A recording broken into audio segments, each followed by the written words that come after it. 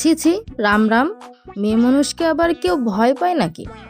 বেশি চপর চপর করলেই দেব উল্টো হাত ঘুরিয়ে একখানা, দেখবে দুদিন সোজা হয়ে দাঁড়াতেই পারবে না।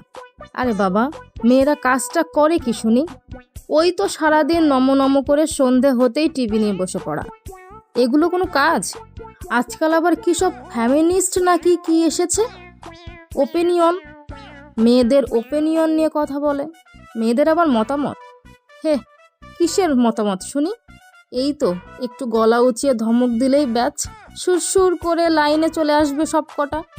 দোষটা কাদের বলো তো ভাইয়া? ওই বাড়ির লোকদের। বাড়ির গার্জিয়ানই যদি ঠিক না হয়। আমার বাড়িতে বুঝলে আমার কথাই হলো শেষ কথা। আমি উঠতে বললে উঠবে, বসতে বললে বসবে। আজ পর্যন্ত কেউ অর্ডার করতে পারেনি আমার উপরে। সত্যি সত্যি মানে 3 সত্যি। এই দেখো না কাল, হ্যাঁ কালকেরই তো ঘটনা। সবে সকালবেলা পেপারটা নিয়ে বসেছি, গিন্নি এসে বলল, যাও বাজারটা করে নিয়ে আসো। আমাকে হুকুম? বুঝলে অনিন্দ, আমাকে হুকুম দিচ্ছিল। তুমি কি করলে? ডাইরেক্ট বলে দিলাম পারবো না। তারপর বৌদি কিছু বললো না? কি বলবে ও? বলার সুযোগ দিলে তো বলবে।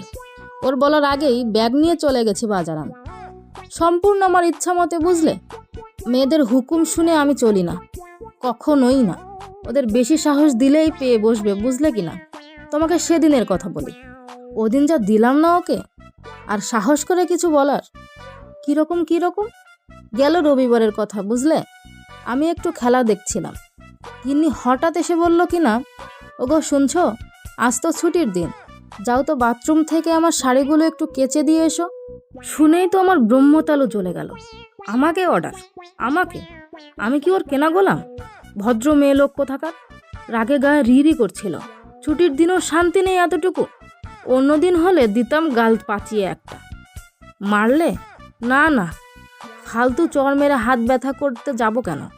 আমিও চোখ পাকিয়ে গলার শিরা ফুলিয়ে ডাইরেক্ট বলে দিলাম, শুধু কাচবো কেন? আমি সাবান দিয়ে ঘষে ঘষে জলে ধুয়ে নীল দিয়ে ছাদে কড়া রোদে শুকিয়ে তারপর ইস্ত্রিও করে দেব। ক্ষমতা থাকলে আটকে দেখো আমাকে। গিন্নি তো আমার ওই রণমূর্তি দেখে একদম থ, আর টু শব্দটা করার সাহস পেল না। আমিও ব্যাস গামছাটা কাঁধে সোজা বাথরুমে ঢুকে দরজা বন্ধ করে দিলাম। টানা 2 ঘন্টা। 2 ঘন্টা এমন কাপড় কাচলাম না, সম্পূর্ণ আমার ইচ্ছেতে, কারো কোনো হুকুমে আমি চলি না, নেভার। পার্সোনালিটি, বুঝলে, একেই বলে পার্সোনালিটি। মেয়ে মানুষকে সবসময় এমন ডমিনেট করে রাখতে হয়। বাপরে, তা বৌদি আর কিছু বললো না? বলবে আবার কি? বলার সাহস আছে ওর? আমি যখন ছাদ থেকে শুকিয়ে যাওয়া শাড়িগুলো ভাঁজ করে এনে ওর হাতে দিলাম, ভয়ে বেচারার মুখ দিয়ে কথাই বেরোই না, একদম থর থর করে কাঁপছিল। শেষে ভয়ে কাঁপতে কাঁপতে বলল, চা খাবে? আমিও বলে দিলাম, খাবো, তবে চা আমি বানাবো। আজকাল মেয়ে মানুষকে বিশ্বাস নেই ভাইয়া, যদি বিষ টিস মিশিয়ে দেয়। টিভিতে দেখো না কি সব কাণ্ড। আমি আবার ওই ফাঁদে পড়ি নাকি? আমাকে ফাঁদে ফেলা অত সহজ না। ওই যে বললাম না, ছেলে মেয়েদের সবসময় নিজের কন্ট্রোলে রাখতে হয়। তা বটে, তা বটে।